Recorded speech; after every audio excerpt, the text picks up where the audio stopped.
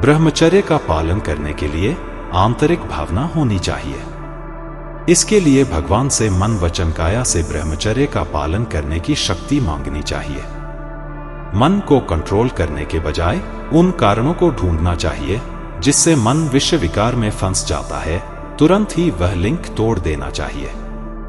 ब्रह्मचर्य का पालन करने का अर्थ है कि मनुष्य का विवाह के बाद अपनी धर्म पत्नी के अलावा किसी और के प्रति आकर्षण नहीं होना चाहिए। वह पराई स्त्री को अपनी माता या बहन के रूप में ही देखे।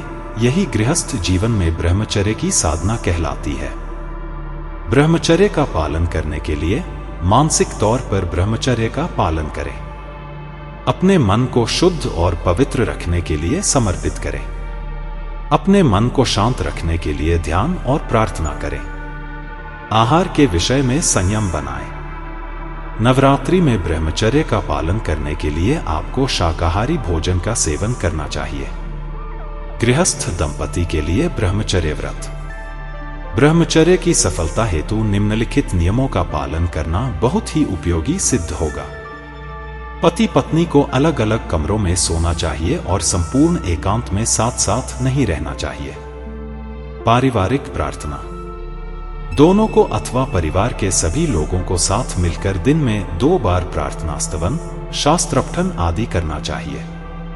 इससे पति पत्नी एक दूसरे को भोग के साधन के रूप में न देखकर जगत रूपी धर्मशाला में कुछ समय के लिए मिलने वाले 2 पथिकों के रूप में अनुभव करेंगे। इससे पति पत्नी के बीच भोग प्रधान संबंध छूट जाएगा और परस्पर निर्मल दिव्य प्रेम संबंध सरलता से जन्मेगा व स्थिर होगा। भूतकाल की रति क्रीड़ाओं और श्रृंगार चेष्टाओं की स्मृति को मिटा देना चाहिए। एक दूसरे को स्त्री या पुरुष रूप में देखने के बदले देह के साथ रहने वाले देही परमात्मा रूप में देखने का प्रयत्न करना चाहिए। शरीर और मन को निरंतर सत्कार्य या सेवा कार्य में जोड़े रखना चाहिए। अपने इष्ट मंत्र के जप में मन को रत रखना चाहिए। इससे काम वृत्ति नहीं जगेगी, साथ ही काम वासना पर विजय कराने वाली आध्यात्मिक शक्ति बढ़ती जाएगी। संयमी जीवन शुरू करने पर पति को कभी स्वप्न दोष हो जाए तो उससे क्षुब्ध नहीं होना चाहिए। इस समय पत्नी के साथ क्रीड़ा कर लेना उचित है, ऐसा समझना योग्य नहीं है। ऐसा सोचने पर तो ब्रह्मचर्य की उपासना हो ही नहीं सकती। ऋषियों का कथन है कि ब्रह्मचर्य ब्रह्म परमात्मा के दर्शन का द्वार है, उसका पालन करना अत्यंत आवश्यक है। ब्रह्मचर्य तन से अधिक मन पर आधारित है, इसलिए मन को नियंत्रण में रखो और अपने सामने ऊंचे आदर्श रखो। आंख और कान मन के मुख्य मंत्री हैं, इसलिए गंदे चित्र व भद्दे दृश्य देखने तथा अभद्र बातें सुनने से सावधानी पूर्वक बचो। मन को सदैव कुछ न कुछ चाहिए। अवकाश में मन प्रायः मलिन हो जाता है, अतः शुभ कर्म करने में तत्पर रहो व भगवान नाम जप में लगे रहो।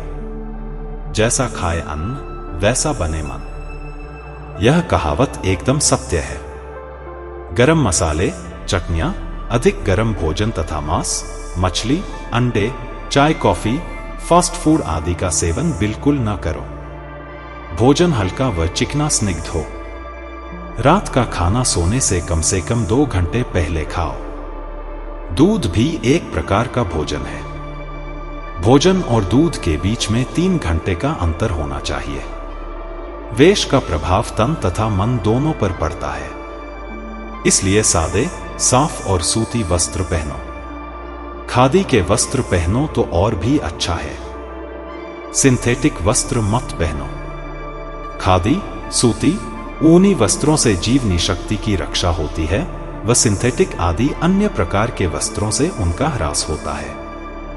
लंगोटी बांधना अत्यंत लाभदायक है। सीधे रीढ़ के सहारे तो कभी न सो, हमेशा करवट लेकर ही सो। यदि चारपाई पर सोते हो तो वह सख्त होनी चाहिए।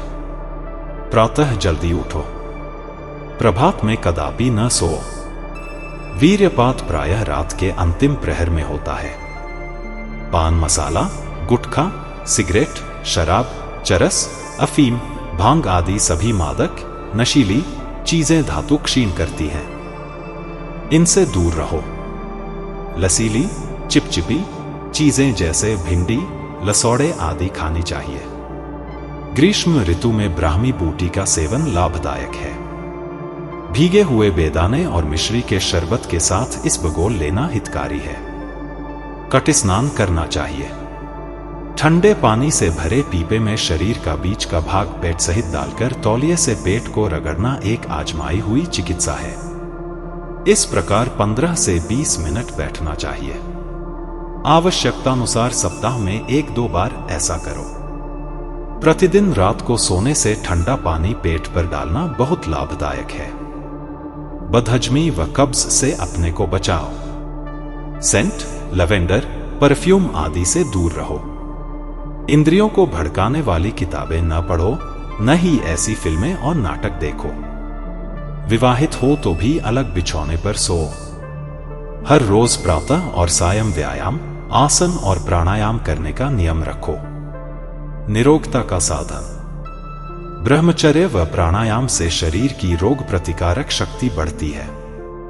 मन के रोग भी मिटते हैं, बुद्धि की चंचलता भी मिटती है और आत्मबल का विकास होता है।